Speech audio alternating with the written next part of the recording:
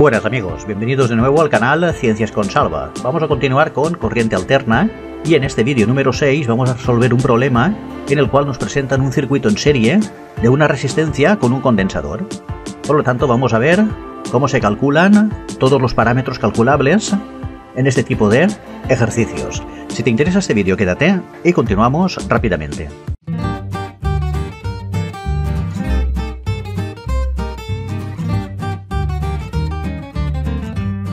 Bien, nos dicen que tenemos un circuito con una resistencia en serie con un condensador. La resistencia es de 10 ohmios y el condensador es de 480 microfaradios. Siendo V 230 voltios eficaces, es decir, realmente la tensión eficaz que genera este generador, y la frecuencia de 50 Hz, calcular el valor de la impedancia total del circuito, el triángulo de impedancias, el valor instantáneo de la tensión, la corriente del circuito y el desfase con la tensión, el valor eficaz de la corriente, valor de tensión en R, en C y en Z total, es decir, las caídas de tensión en la resistencia en el condensador y en el total del circuito, factor de potencia del circuito y las potencias activa, reactiva y aparente del circuito, y que dibujemos el triángulo de potencias. Es un ejercicio similar al que hicimos en el vídeo anterior, pero en este caso capacitivo. Pues muy bien, vamos allá. Primero que todo lo que vamos a hacer es calcular el valor de la impedancia total. La impedancia, Z, viene como R más JC. Ya sabéis que esto es un número complejo, en el cual R es el valor de la resistencia, que es la parte real, y XC la reactancia capacitiva. Muy bien. Por lo tanto, debemos de conocer que X sub C, es decir, la reactancia que produce el condensador, es igual a menos J por 1 partido omega C. Sabiendo que omega es la pulsación y C es la capacidad del condensador. Bien, por lo tanto, Z lo podemos poner que es igual a R, que es el valor de la resistencia, menos J por 1 partido omega C. Es esta expresión de aquí, la parte imaginaria. Bien, entonces ya podemos poner, sustituyendo valores, 10 menos J, que multiplica 1 partido, y omega es 2pi F, y como F son 50 Hz, porque nos lo dan aquí, pues lo ponemos directamente y lo multiplicamos por la capacidad del condensador, pero en este caso la tenemos que poner en faradios. Tener en cuenta que los microfaradios, para pasarlos a faradios, lo tenemos que dividir entre 1.000.000. Por lo tanto ponemos 0,00480. Bien.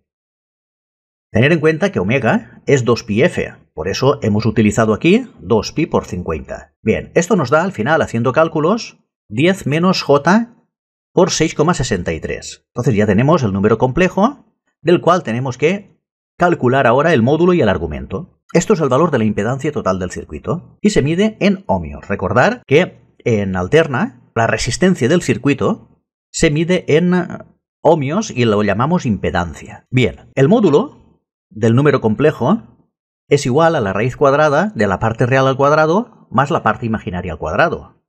Por lo tanto, esto es igual a 10 al cuadrado más 6,63 al cuadrado.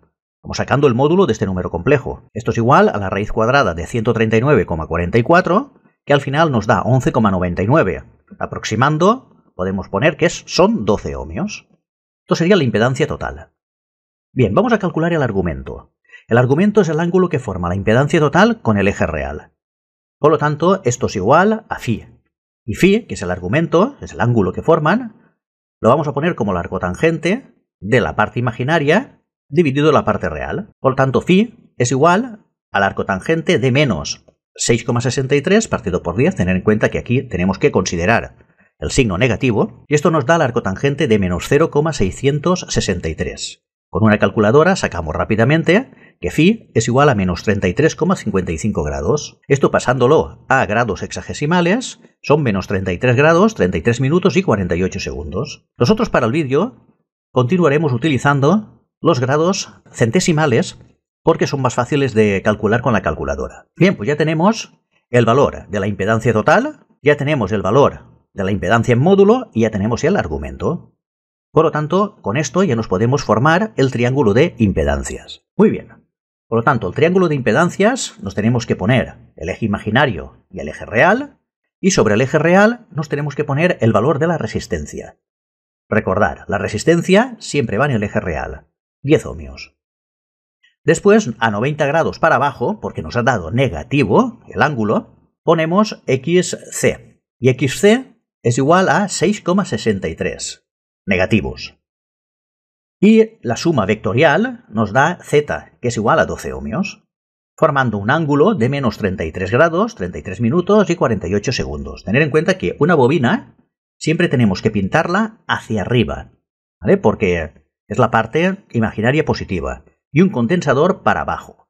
Eso nos da una orientación de que si en un circuito tenemos bobinas y condensadores, se compensan generalmente, o tienden a compensarse. Muy bien. Tener en cuenta que el valor de la reactancia inductiva, en vez de ponerlo aquí, lo hubiéramos podido poner aquí y hacer la regla del paralelogramo. Es exactamente lo mismo. Muy bien. Vamos a calcular el valor de la corriente. Sabiendo que la ley de tensiones en el origen, sin desfase, es igual a V sub 0 por seno de omega t, y sabiendo que V sub 0 es igual a la tensión eficaz por raíz de 2, podemos poner que V sub 0 es igual a 230 voltios, que es el valor eficaz que nos dan, por raíz de 2. Por lo tanto, nos da 325,27 voltios. Bien, entonces, como la ley de tensiones es esta, sustituyendo, ponemos que V es igual a 325,27 voltios, que es V sub 0, por seno de 100 pi t. ¿Por qué? Porque realmente omega t es 2πf, y 2πf es 2pi por 50. 50 por 2 son 100, y lo dejamos como pi, y ya está. Y esta es la ley de voltajes, o la ley de tensiones. La intensidad eficaz es igual al voltaje eficaz partido por la impedancia total. Por lo tanto, el voltaje eficaz son 230 voltios, con un ángulo de desfase, porque está en el origen de las fases, de 0 grados. Pero la impedancia vale 12 ohmios con un ángulo de desfase de menos 33,55 grados, que es lo que hemos calculado antes. Perfecto, pues ahora hacemos esta división y la resta de argumentos y nos da 19,16 con un desfase de 33,55 grados positivos. Amperios, lógicamente.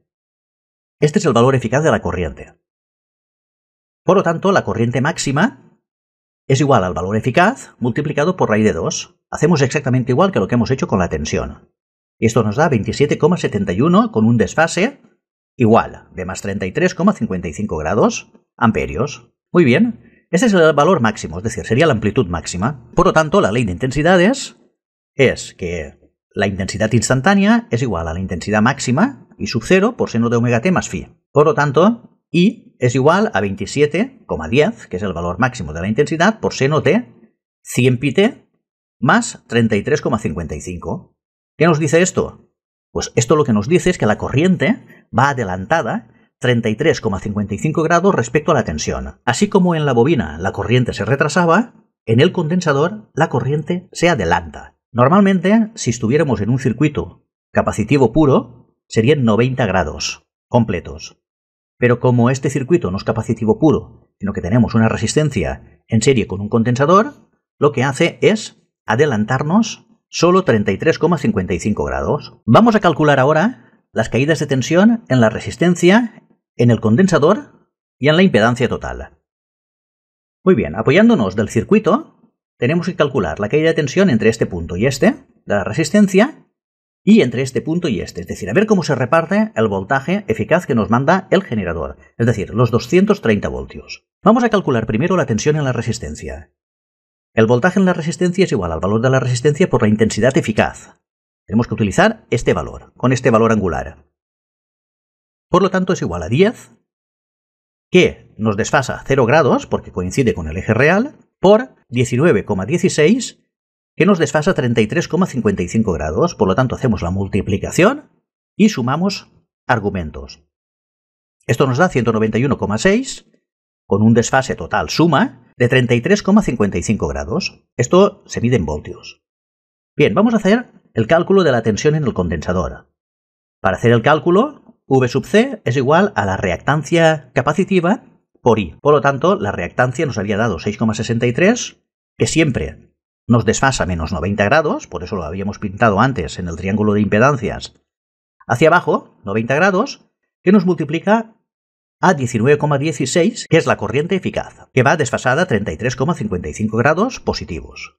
Por lo tanto, esto nos da 127,03 haciendo las multiplicaciones y la suma de los argumentos menos 56,45 grados voltios. Pues ya tenemos la caída de tensión 191,6 voltios en la resistencia y 100,27,03 voltios en el condensador. Ahora tenéis que tener mucho cuidado con esto porque la caída de tensión total nos la suma algebraica de 191,6 más 127,03. Porque estamos hablando de vectores, estamos hablando de números complejos. Por lo tanto, tenemos que hacer un triángulo y hacer una suma vectorial. Tened mucho cuidado con esto, no equivocaros, porque estamos hablando de desfases angulares. Por lo tanto, la tensión total es igual a la impedancia por la intensidad eficaz. La impedancia total, lógicamente. La impedancia total nos había dado 12, con un desfase de menos 33,55 grados. Por la intensidad, que es 19,16, con un desfase de 33,55, fijaros, menos 33,55 más 33,55, pues lógicamente esto se va a anular y nos va a quedar un desfase de 0, que es lo que cabe esperar para la tensión que está en el origen de las fases. Por lo tanto, nos da 230 con un desfase de 0 grados. ¿Qué es lo que cabe esperar? La tensión eficaz que nos han dado. Por lo tanto, esto nos dice que en un principio estamos haciendo los cálculos bien. Perfecto. Vamos a montar el triángulo de tensiones. Nos apoyamos del eje real y del eje imaginario, como siempre. En el eje real vamos a poner la tensión, 230. Es decir, no hay ningún tipo de desfase. Y el voltaje en la resistencia es un voltaje que tiene un valor de 191,6 en módulo, pero con un ángulo de 33,55 grados con respecto al voltaje total. Y después tenemos el voltaje en el condensador, que vale 127,03 voltios, con un desfase de menos 56,45 grados. Tener en cuenta que esto lo hemos pintado así, aunque lo hubiéramos podido pintar realmente así, hacer la suma del paralelogramo. ¿Vale? Tenerlo en cuenta eso. Muy bien, espero que lo tengáis claro, paso a paso, cómo vamos realizando el ejercicio. Vamos a calcular el factor de potencia. Tenemos que calcular el coseno de phi, es decir, el coseno del ángulo que forman, 33,55 grados. El coseno de 33,55 grados es 0,8334. Realmente es el coseno de menos 33,55, pero bueno, el coseno de un ángulo negativo es exactamente igual al coseno de ese mismo ángulo positivo. Por lo tanto, 0,8334. Vamos a calcular el seno de phi. Aquí sí que tenemos que establecer el signo y nos da menos 0,5526. Muy bien, nos han pedido el factor de potencia. El factor de potencia siempre es el coseno de phi. Es un valor muy importante que nos va a indicar lo reactiva que es una instalación eléctrica. Y eso al final puede repercutir muchísimo en la factura de electricidad. Ya lo explicaremos en el siguiente vídeo dedicado plenamente a la potencia. Entonces vamos a calcular ahora las potencias activa, reactiva y aparente. La potencia aparente la calculamos siempre haciendo V por I. La potencia aparente normalmente se representa siempre con la letra S. Es el voltaje eficaz por la intensidad eficaz. Por lo tanto es 230 por 19,6. Esto nos da 4406,8 voltamperios. Recordar que la potencia aparente es una potencia suma vectorial de la potencia activa más la potencia reactiva. Por lo tanto, estos son voltios por amperios. Muy bien. La potencia activa, que realmente es la que consumimos en los circuitos resistivos de la instalación, es igual al voltaje de V por I por coseno de phi. V por I ya lo hemos calculado. Y el coseno de phi también lo tenemos aquí. Por lo tanto, esto nos da 4406,8 por 0,8334, un valor de 3672,62 vatios. Fijaros, arriba estamos poniendo voltiamperios y en esta estamos poniendo vatios, porque esta es la potencia real que consumimos, la que transformamos en trabajo y la que se transforma en calor. Sin embargo, en la potencia aparente tenemos la potencia activa más una potencia que se llama potencia reactiva, que es el producto de V por I por seno de phi, que en este caso nos vale 4406,8 por menos 0,5526, que es el que vale el seno, esta parte de aquí, que nos da menos 2435,2 voltiamperios reactivos. Por lo tanto, cuando nosotros hacemos esa suma, nos da una potencia aparente total de 4406,8, pero realmente nosotros lo que estamos consumiendo es esta potencia en vatios, la potencia activa, y los batímetros realmente miden vatios, y el contador mide potencia activa. Pero así todo, cuando nosotros generamos energía reactiva, la inyectamos a la red y eso recalienta líneas. Y entonces la compañía eléctrica nos puede poner recargos en la factura de la electricidad que nos encarezcan bastante la factura. Vamos a ver el triángulo de potencias. Nos pintamos el eje real, nos pintamos el eje imaginario. Sobre el eje real ponemos la potencia activa, que es la que realmente consumimos, que nos vale 3.491,2 vatios. Y después, a 90 grados, hacia abajo, porque el ángulo es negativo, ponemos la potencia reactiva, que nos había dado menos 2.191,6 voltiamperios reactivos. Tened en cuenta que los voltiamperios reactivos y los vatios es la misma unidad. Lo que pasa que para poder diferenciar unas potencias de otras, en unas se trabaja con unas unidades y en las otras se trabaja con otras unidades. Y la suma vectorial de estas dos es la potencia aparente, que es 4.121,9 voltiamperios. Por lo tanto, aquí, de este triángulo de potencias, nosotros vemos que la potencia que realmente consumimos es la verde. Pero se genera una serie de potencias que son reactivas, que vienen impulsadas por las bobinas y los condensadores, en este caso por los condensadores que tengamos, que nos generan una corriente reactiva o una potencia reactiva que se utiliza solamente para crear el campo eléctrico del condensador, pero que aunque a nosotros no nos afecta con los vatios que nosotros estamos consumiendo, sí que hace que suba la corriente general de la red eléctrica y obligue a las compañías eléctricas a tener que generar más corriente eléctrica para suministrar nuestra energía reactiva y por lo tanto posiblemente tener que hacer una instalación más costosa y por eso nos recargan después en la factura unos porcentajes por kilovatio consumido. Muy bien, pues el ángulo que forma la potencia aparente con la potencia activa es de menos 33,55 grados y el coseno de esto es lo que denominamos factor de potencia. Bien, si nosotros representamos las funciones senoidales, con la función blanca estamos representando la tensión, que no está desfasada con respecto al origen, está en el origen de las fases, y con la curva verde estamos representando la corriente. Y producto de los dos, V por I, la gráfica roja, que es la potencia. Muy bien, como veis, la tensión coge el máximo en pi medios, pero sin embargo la corriente un poquito antes. Por lo tanto, decimos que la corriente va adelantada con respecto de la tensión. ¿Cuánto? Pues en este caso son 90 menos 33,55 grados que hemos calculado, que nos da 56,45 grados. Por lo tanto, cuando la corriente llega a 56,45 grados ya tiene su máximo y después pilla el máximo la tensión. Por lo tanto, existe un adelanto de menos 33,55 grados. Perfecto. Entonces, la corriente se adelanta con respecto de la tensión.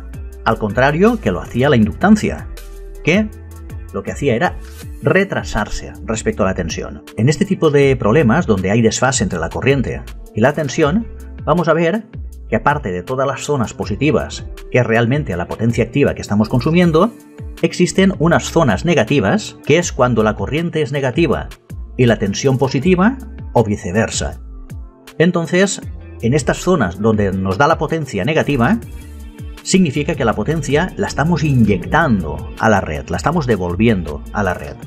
Y esa devolución de potencia a la red es lo que hace que la compañía que nos suministra la electricidad pues note recalentamientos en la instalación, subidas de trabajo para los generadores y por lo tanto tenga que sobredimensionar sus instalaciones. Y al final, pues todo eso repercute en la factura del consumidor, lógicamente. Por lo tanto, cuando nosotros encontramos corriente negativa por tensión positiva nos da potencia negativa y cuando encontramos corriente positiva por tensión negativa nos da potencia negativa. Al final, las partes negativas de la potencia nos muestran el carácter reactivo de la instalación.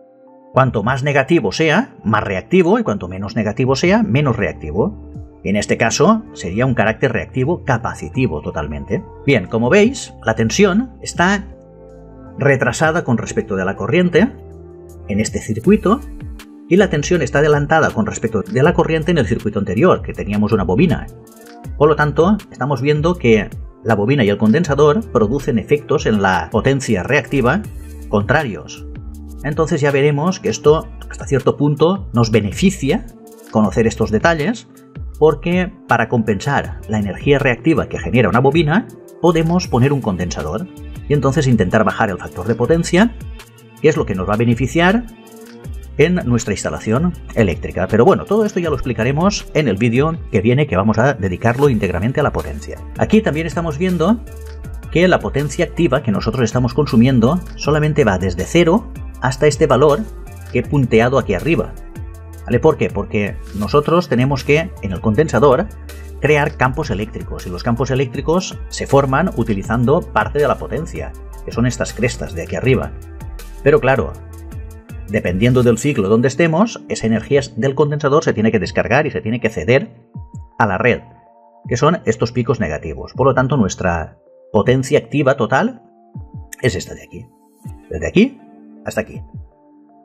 ¿Vale? Muy bien. Bueno, pues hasta aquí el vídeo. En el próximo vídeo, potencias. Si te ha gustado, darle a me gusta, suscríbete al canal y nos vemos en el siguiente vídeo. ¡Chao!